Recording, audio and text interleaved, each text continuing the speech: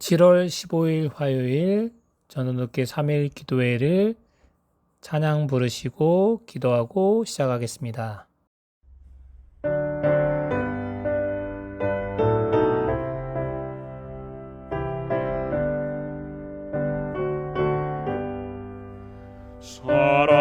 사랑하는 예수님을 따라가고 싶으니 인도하여 주옵소서.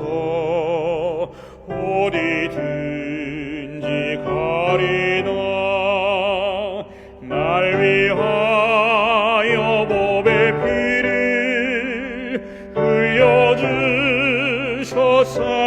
흘려주셨사오니 모두 주를 버리어도 나는 따르오리다. 깊은 바다 물결같이 위험하고 거친 길 구주 먼저 가셨으니 나도 따르오리다. 날 위하여 법의 피를 흘려주셨사오니 모두 주를 버리어도 나는 따르오리다. 고생 많이 당하오며 시험 크게 받아도 주님 먼저 당했으니 기뻐 받으오리다. 날 위하여 법의 피를 흘려주셨사오니 모두 주를 버리어도 나는 따르오리다. 요단 뛰는 물결 중에 나를 인도하시며 구주 먼저 건너시니 나도 따르오리다. 날 위하여 법의 피를 흘려주셨사오니 모두 주를 버리어도 나는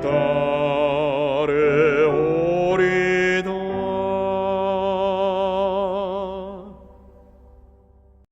사랑이 많으신 아버지 하나님, 오늘도 씨 뿌린 자의 비유, 길가에 떨어진 씨와 돌바다에 떨어진 씨에 대해서 살펴보겠습니다.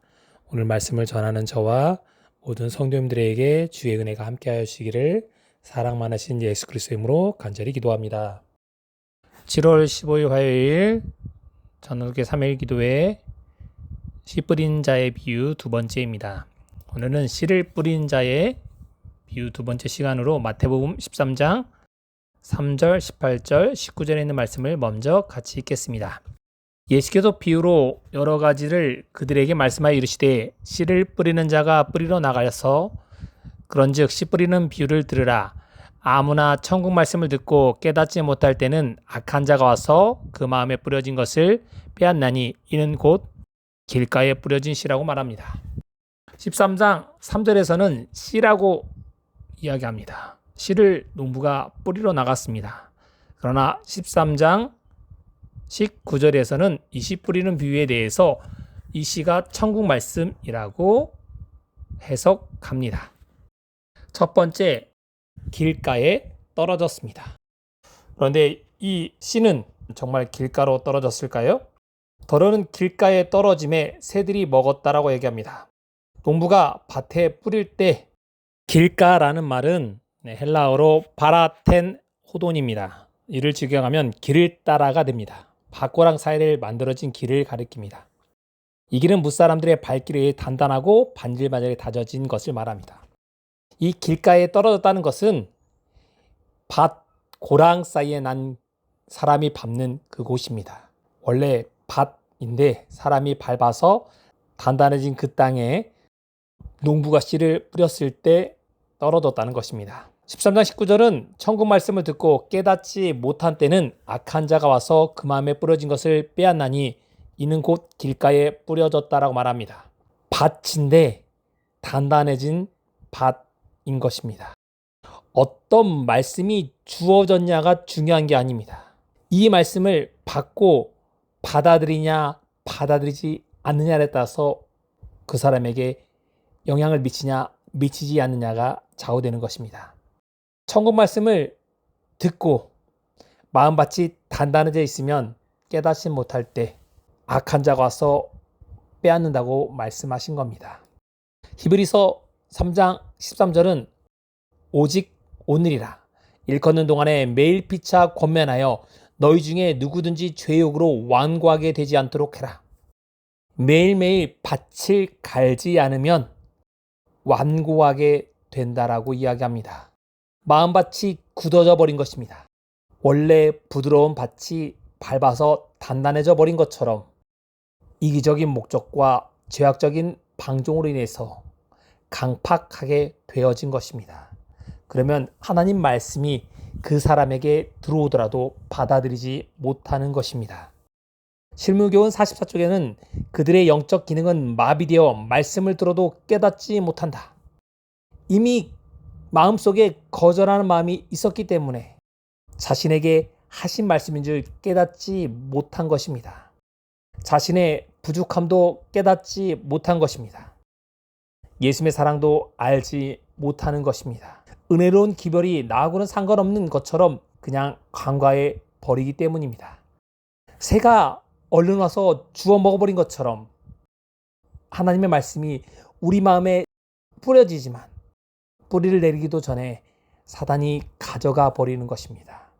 하나님의 말씀은 무관심한 자들의 심령을 깨우치는데 받아들일 마음이 아예 없어버리면 뿌리 내리지 못하는 것입니다. 하나님의 말씀의 집회에 사단과 그의 부하들도 참여합니다. 그들은 그것에 참여하도록 하게 하지만 그 말씀이 자신에게 오는 말씀이라고 느끼지 못하게 하는 것입니다. 천사들은 하나님의 말씀이 사람들에게 감명을 주도록 열심히 노력하지만 사단과 그의 부하들은 재빨리 활동해서 자신들에게 해당하지 않는 말씀이라고 생각하도록 만든다는 것입니다.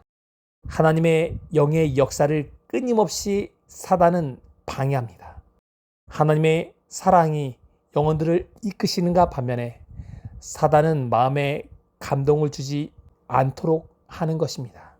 다른 곳에 사람들이 주의를 갖도록 끊임없이 노력합니다. 그게 아니고 다른 곳에 관심을 갖도록 끊임없이 노력하는 것입니다. 마음의 계략으로 그들의 마음을 점령해서 비평하는 마음과 의심하는 마음, 불신하는 마음이 생기도록 끊임없이 조장하는 것입니다. 설교자의 말과 태도가 마음에 맞지 않다. 저 사람은 왜 설교할 때 말이 저래? 어투가 저래? 뭔가 문제 있어. 끊임없이 결점만을 생각하도록 만드는 것입니다. 하나님의 자비하심으로 말미암아 설교자를 통해 보내주신 진리, 그 말씀을 받아들이지 않고 감동시키지 않도록 하는 것입니다. 사탄은 자신들의 조력자를 가지고 있습니다. 하나님의 말씀을 전하는 설교를 들은 많은 사람들이 그 설교를 가지고 집에 와서 비평의 주제로 삼습니다. 그 목사님 그 말씀 틀렸어. 맞지 않아. 강연이나 정치가 연수원가의 말을 비평하는 것 같이 설교를 토막토막 내는 것입니다. 그 말씀을 곳에 회심하지 않는 자들이 함께 할 텐데 그들의 마음에 회개하는 마음이 자리 잡지 못합니다. 부모들은 이런 말을 또 그들의 자녀들이 듣는 데서 합니다. 그렇게 함으로 부모들은 자녀들의 마음속에 하나님의 사자에 대한 존경심과 전한 기별에 대한 존경심을 없애버립니다. 그래야 많은 사람들은 하나님의 말씀까지도 소홀히 하도록 그들은 가르침을 받는 것입니다. 신물교훈은 이렇게 말합니다. 소위 그리스도인이라고 주장하는 자들의 가정에서 많은 청소년들이 불신자가 되도록 교육을 받고 있다라고 말합니다. 목회자들이나 설교한 사람들에 대해 말하면 그 말로 인해서 그들의 자녀들이 부정하게 되는 것입니다. 가정에서 하나님의 말씀을 좋은 말로 표현하는 여러분과 제가 되길 바랍니다. 부족한 목회자의 설교를 할지라도 그 말씀 중에 하나님의 말씀을 생각하고 감명 깊었다라고 말씀하시는 여러분과 제가 되길 바랍니다. 그러면 성령께서 여러분의 마음에 함께 하셔서 큰 영향을 미치게 될 것입니다. 두 번째는 돌밭에 떨어진 씨입니다. 덜어는 흙이 얕은 돌밭에 떨어짐에 흙이 깊지 아니하므로 곧 싹이 나오나 해가 돋은 후에 타서 뿌리가 없으므로 말랐고. 이 말씀에 대한 해석은 13장 20절과 21절에 돌밭에 뿌렸다는 것은 말씀을 듣고 즉시 기쁨으로 받되 그 속에 뿌리가 없어 잠시 견디다가 말씀으로 말미암아 환난이나 박해가 일어날 때는 곧 넘어지는 사람이라고 얘기합니다. 재림교회 주석은 이 돌밭에 대해서 돌이 흩어져 있는 땅이 아니라 표면이 얇은 흙으로 덮여있는 바위 땅을 말합니다. 밑에 바위가 있고 그 위에 흙이 조금 있기 때문에 이런 팔레스타인 고지대는 바위가 인해서 농경지로서의 가치가 떨어진다고 말합니다. 믿느라고 고난한 사람 중에 많은 사람이 이 돌밭 청중이라고 말합니다.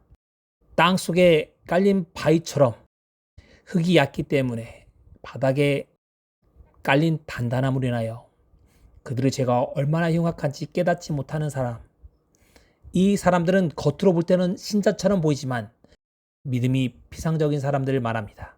너무나 빨리 받아들이기 때문에 타락하는 것도 합니다. 기쁨으로 받아들인 까닭도 아닙니다. 마태는 구주의 부르심을 받을 때 즉시 일어나 모든 것을 버리고 따랐습니다. 우리 마음에 임할 때 즉시 받아들이기 원합니다. 나중에 받아들여야지, 지금은 아니야 라고 생각하는 그런 마음이 바로 이 돌밭 청중의 마음입니다. 다음에 들어야지, 다음 말씀이 나에게 주는 말씀이야, 이 말씀은 나하고 상관없어 라고 생각하는 그 마음이 돌밭 청중일 수 있습니다.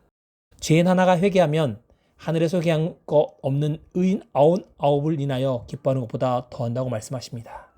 누가복음 15장 7절 말씀입니다. 그리스도를 받아들인 자의 마음에 기쁨이 있습니다.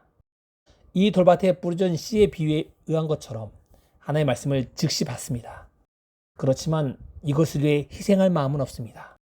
이것이 자신에게 요구하는 게 무엇인지 생각해 보지 않기 때문입니다. 생활 습관과 하나님의 말씀을 비교해보고 나는 이걸 받아들일 수 없다라고 생각하는 것입니다. 식물교훈은 이렇게 말합니다. 식물의 뿌리는 땅 속에 깊이 뿌리를 내리고 눈에 보이지 않으나 그 식물의 생명을 유지하기 위하여 양분을 받아들여 식물 각 부분에 보낸다. 그리스도도 이와 같다. 영적 생명이 영양 공급을 받는 것도 믿음을 통해서 사람의 심령이 그리스도와 더불어 눈에 보이지 않는 연합을 유지함으로 되는 것이라고 말합니다. 돌밭 청중은 그리스도를 영접하기보다는 자신을 의지합니다. 그들은 생활 습관에 그리고 자신의 생각에 의뢰합니다. 내 경험상 그것은 맞지 않다. 주님의 안에서 생각하기보다는 자신의 안에서 자신의 신앙 속에 생각합니다. 그래서 신물교훈 40절에 이렇게 말합니다.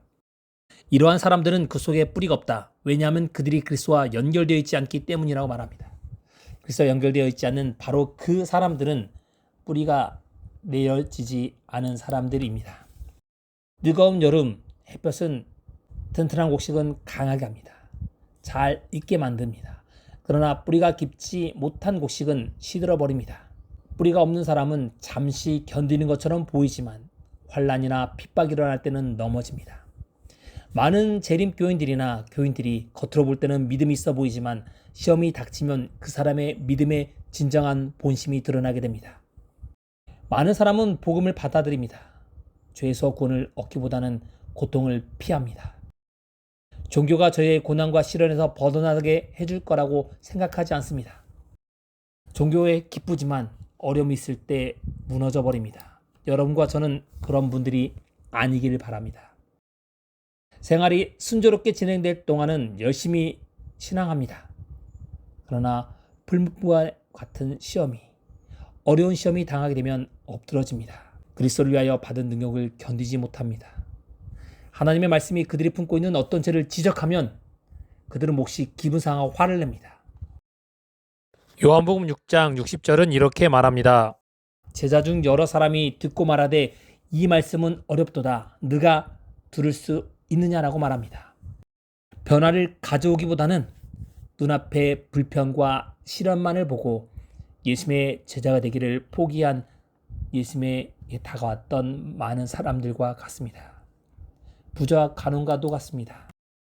하나님을 섬긴다고 주장하는 많은 사람들 중에 경험적으로 예수님을 만나지 못했기 때문입니다. 우리들의 자녀나 우리 자신들이 체험적 그리스도를 영접하지 못했다면 우리에게 시험과 어려움이 닥치면 끊임없이 무너질 수밖에 없습니다. 우리들의 자녀와 우리들 스스로가 체험적 지식을 가질 수 있도록 기도하시고 그리스도에 대한 확신을 가지시는 여러분과 제가 되길 바랍니다. 그리스도를 개인의 구주로 받아들이게 되시길 바랍니다.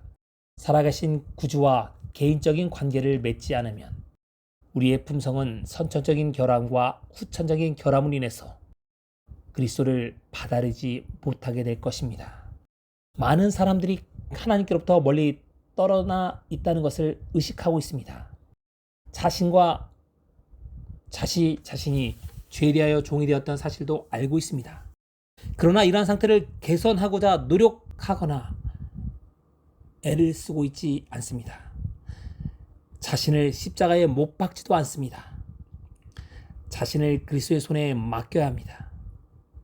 그럴 때 그리스도께서 우리 마음에 역사하실 수 있습니다. 하나님께서 우리 마음에 역사하실 수 있도록 기도해야 됩니다. 그래야지 변화가 일어날 수 있습니다. 요한복음 3장 7절과 3절은 이렇게 말합니다. 사람이 거듭나지 아니하면 하나님 나라를 볼 수 없다라고 말합니다. 우리의 결함을 시인해야 합니다. 죄를 낱낱이 하나님께 고백해야 합니다. 사람한테 고백하는 것이 아니라 하나님께 고백해야 합니다. 악을 행할 때마다 우리의 이기심은 점점 강하게 됩니다. 우리 마음은 점점 굳어져 버립니다. 돌밭 청중이 되고 맙니다. 니고데모에게 말씀하신 이 말씀이 여러분과 저의 마음에 변화를 일어나게 되길 바랍니다. 거듭나는 사람만이 하나님 나라를 볼 수 있고 갈 수 있습니다. 사랑이 모든 행위의 원칙이어야 합니다. 사랑은 하늘과 땅에서 하나님의 정부의 기초를 이루고 있습니다. 그리스도인의 품성의 기초가 되어야 됩니다. 이것만이 그리스도인을 보호해 줄 수 있습니다. 사랑만이 시련과 시험을 견딜 수 있게 도와주기 때문입니다. 사랑은 희생을 통해 드러나게 되어 있습니다. 구속의 경륜은 그리스도의 희생의 토대 위에 세워졌습니다. 이 희생은 너무나 높고 깊습니다. 우리가 측량할 수 없습니다. 그리스도께서는 우리를 위하여 모든 것을 버리셨습니다. 하늘의 영광도 버리셨습니다. 그렇기 때문에 우리는 그분을 우리의 구주로 받아들이면 됩니다.